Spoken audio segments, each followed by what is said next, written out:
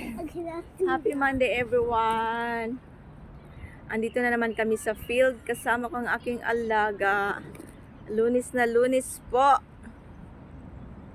Makulimlim pero okay na ang panahon. Hindi na masyadong malamig.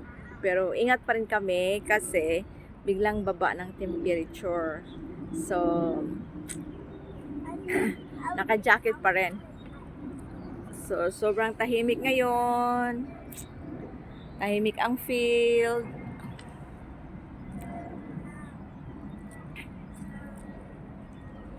Ayun yung mga friends there, mga friendship. So, anong balita natin ngayon? Parang tapos ng magagandang araw holiday. Back to school na, early morning na naman. Thanks God kasi biro naman 2 weeks akong always babysit. Uwi ako ng late na. Nelson, don't touch! Late na akong nakaka-uwi every time kasi laging nag-out dinner yung aking bossing.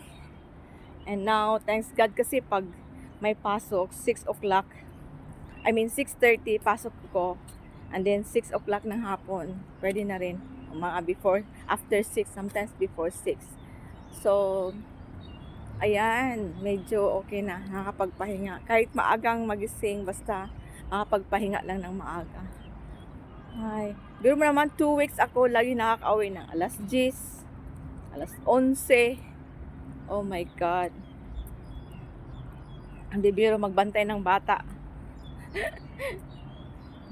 Lalo na yung mga alaga ko, very active. So where are we going now? Kasama ko ang aking little baby here. Little monkey. So, ito pa rin tayo sa field. Ay nako, yung dashboard ko is last 2 weeks all green. Now naman is namumula.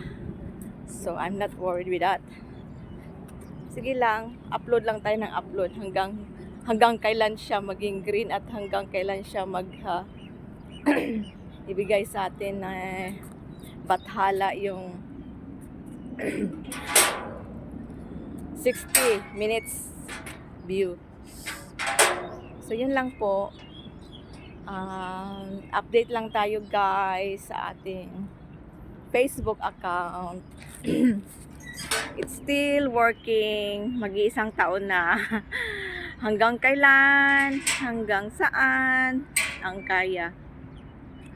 Hopefully one day ay ibigay niya ni Bathala. Bathala. So guys, thank you so much. Please watch and share. And God bless all. Happy Monday everyone. Yep.